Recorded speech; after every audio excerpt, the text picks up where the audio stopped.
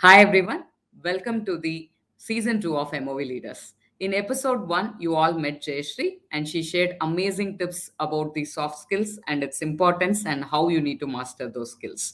And I have taken oath to apply the time management skill she taught us in the episode 1. Let me know which skill set you found very interesting and which you are going to take to accelerate your career journey. In episode 2, we are going to meet an exciting guest, Bhawana Khetan. She is having a 15 years of experience in real estate industry. She chose a tough road. Anyone will take a second opinion to walk around, but she has shown that she has successful in her journey. She is the co-founder and a COO of Address Advisors, a company founded 6 years back in Bangalore, and they have spread their wings in Chennai and Hyderabad too now, and they are an amazing consulting service for real estates. And Bhavana, as an amazing woman leader, built a inclusive and high performing team. And she is a proud member of Royal Institute of Chartered Surveyors. Without any further delay, let's welcome Bhavana to the show. Hi, good morning. Thank you, Scindia, for the amazing introduction. Thank you, Bhavna. Welcome to the show, Bhavna. I was just amazed to know that someone like you made a mark in the industry, which is not usually chosen by women. Yeah. So I'm a little bit curious where it all started, like how your journey started in this real estate industry. What made you to choose this path? Actually, I think I was meant for real estate. Real estate has always been my calling. So, right from the time, when we were young, we always hear our parents talk about buying and selling properties. And as a country, we are very obsessed with real estate, right? I mean, it is one of our most preferred investment avenues. And fortunately, in college, I got a chance to do my internship in the US with a real estate company. And the company that I actually started my career with came to campus for placement. And after that, there was no looking back. I mean, it's such an amazing sector. You get to learn something new every day. Every day is a new challenge, right? So I really think that this is my calling, and I would not be as happy in any other industry as I would be in real estate.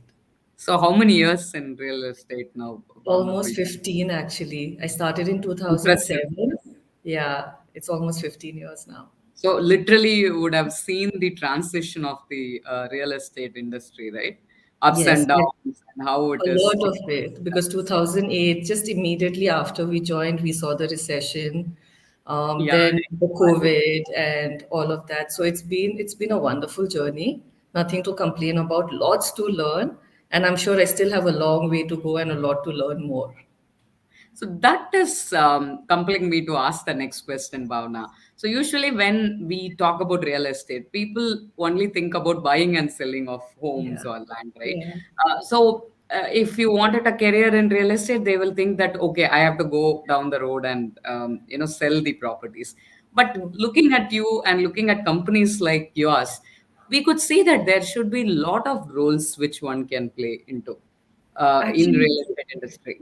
So, yeah, just a little bit, we just wanted to know that what kind of roles are there in the real estate industry, and also we wanted to know what is that skill set we need to possess and the qualification we need to require to progress in the ladder of the real estate journey. Bhavna.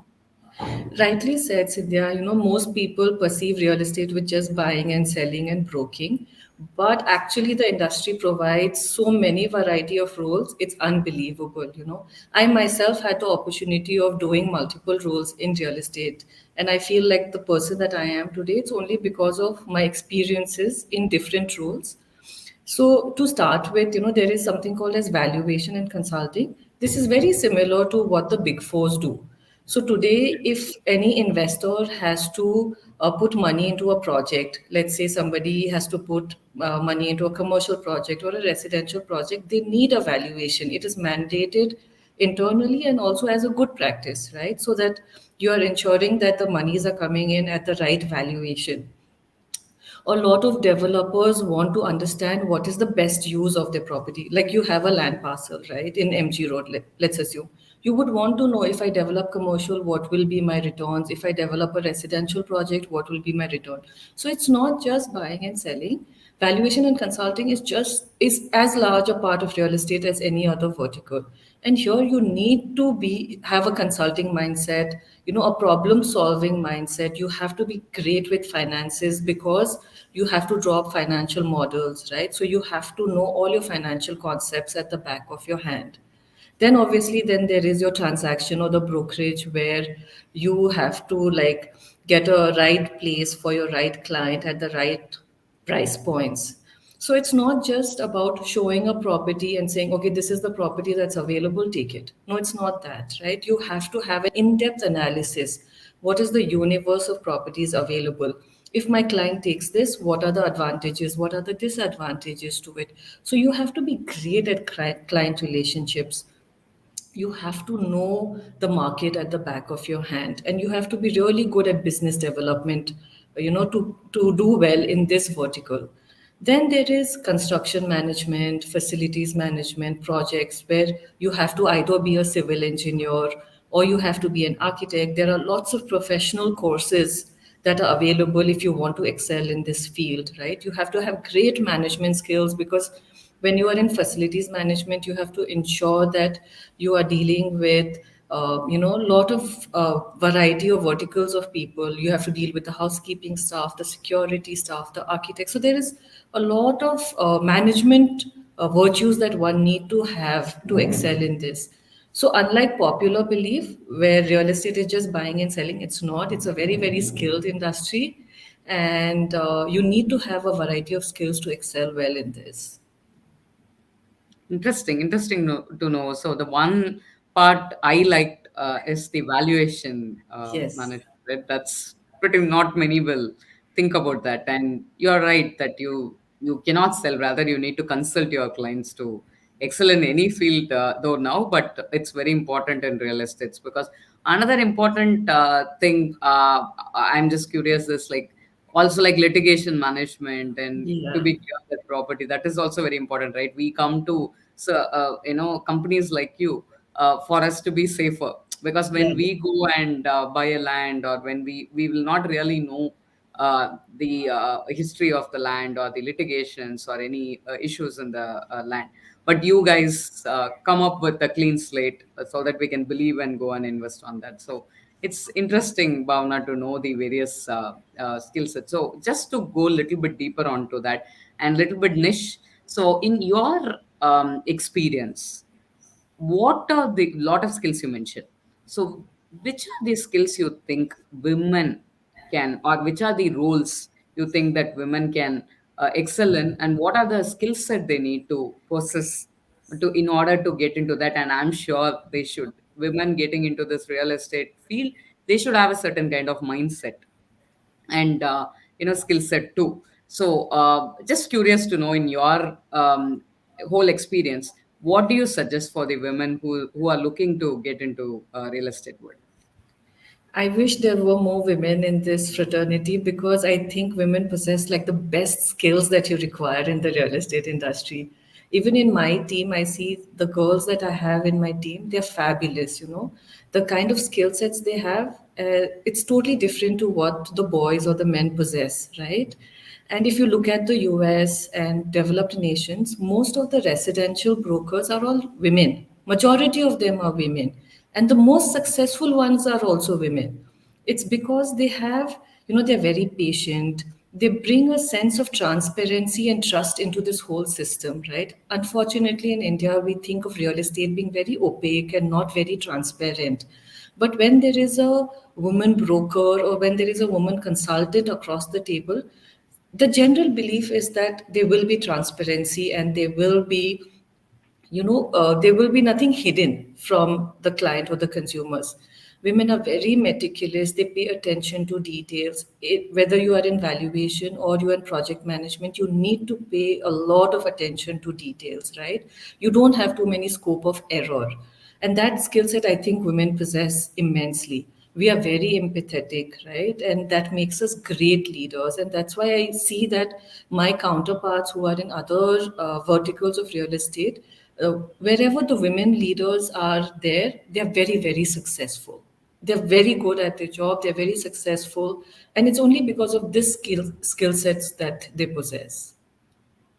Interesting. So, according to you, in which role are the most? You mentioned couple of roles, but Yeah.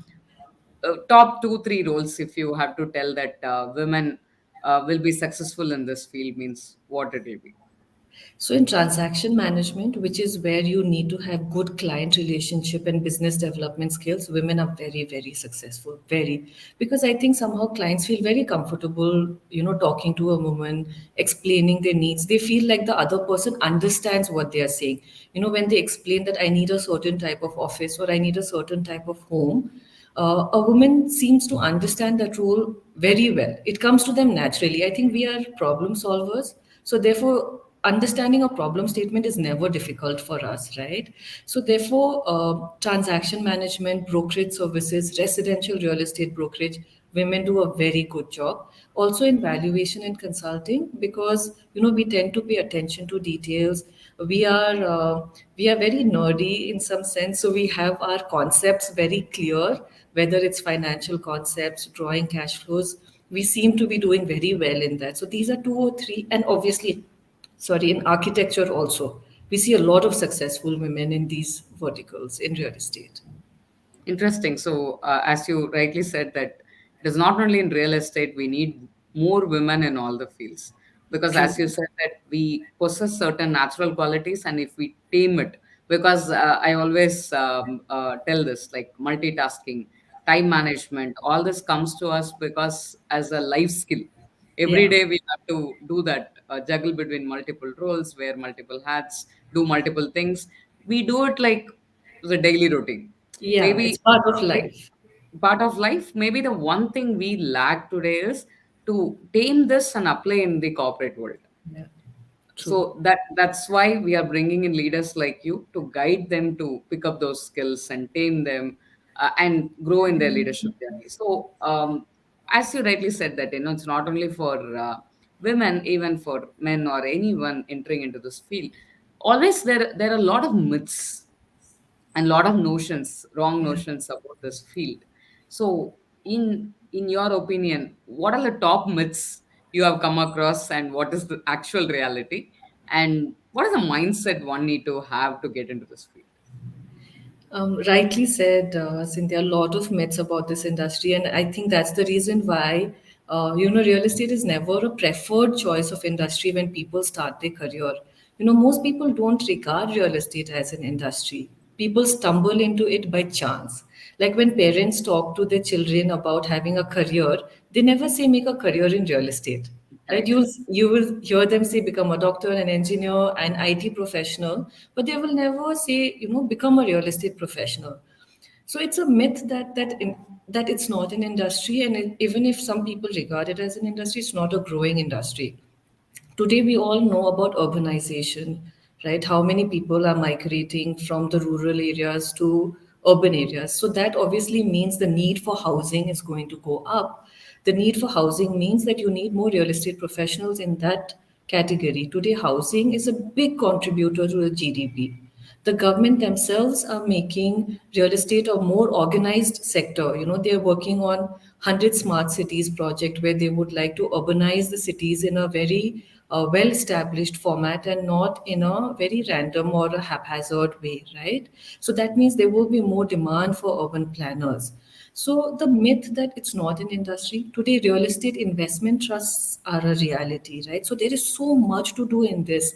I wish more and more people take notice of this as an industry. And if somebody is driven by knowledge growth, then I don't think there is any other industry which provides that kind of excitement and that kind of growth the way real estate does. So I really wish like people take cognizance of the fact that it's a good industry to be in.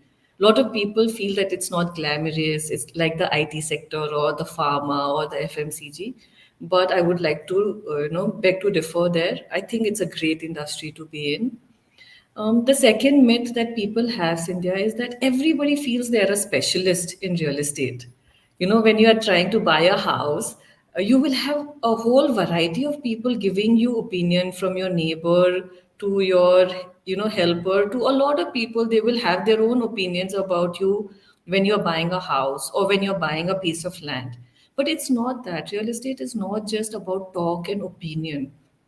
There's a science behind it, right? So a lot of people don't want to approach consultants, or they don't want to speak to them who can actually give them the right advice, because they would have done a lot of analysis, right? They do this in and out, like you rightly said, litigation management.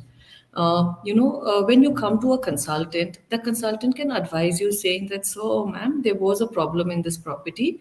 We would like you to be mindful of this before you invest, because it's not a liquid asset, and a lot of people put life savings into real estate, right? So the fact that they feel that, oh, it's just about talking, it's not a professional setup, we don't need consultants, that is actually a myth, which is not true. I think consultants bring a lot of value. um, the other myth that I think that exists is within the corporate fraternity also. You will notice that a lot of Indian companies don't have a specialized real estate person in their department. They either club real estate with HR or procurement or finance, right? While the inputs from all these departments is very, very important, the fact that real estate is a specialized vertical is something that companies need to understand. If you look at most of the MNCs, they all have a specialized real estate person who plans real estate for companies, who see how the growth of the company is going to be, where you should locate your office, because location of office is a very, very critical factor. And it has a lot of underlying consequences, right? So a lot of Indian companies don't realize that, and I wish they really look at real estate from a specialized vertical. um, these were some of the myths, but last but not the least, Cynthia, I think the perception that it's just a man's world, that is not true. In my opinion, in real estate, women are more successful than men if they decide to go for it. It's not a man's world anymore. So I wish more women came into this fraternity, and I'm sure they're going to be super, super successful if they decide to do so. I, I'm amazed you told that actually. So a couple of examples which you shared, and a couple of your team members and their skill set they are having.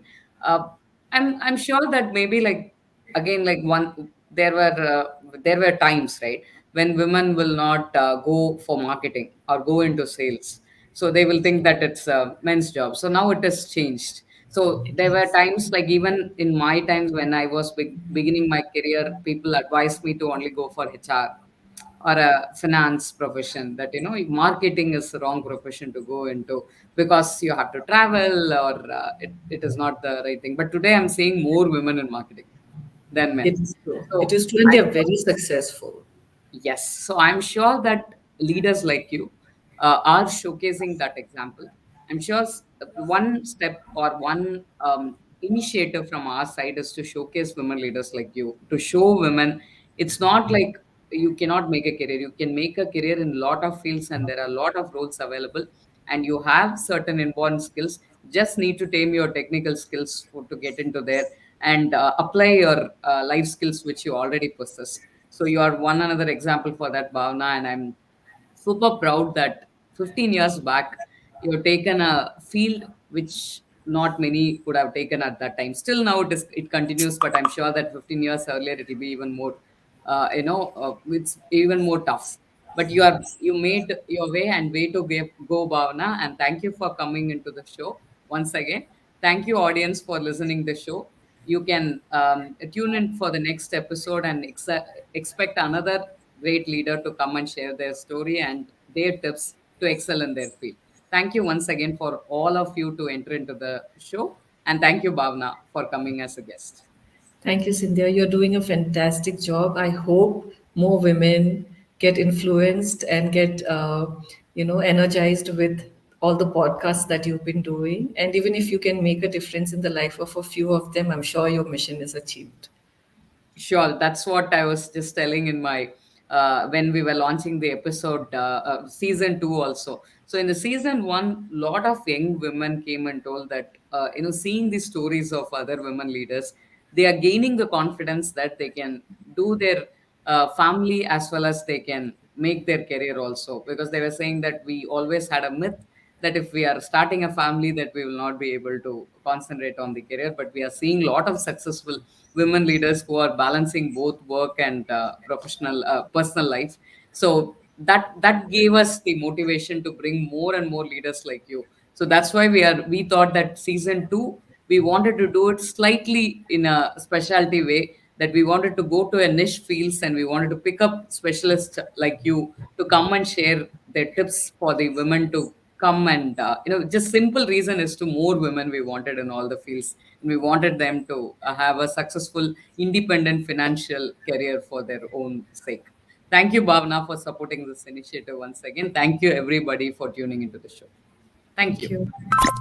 you.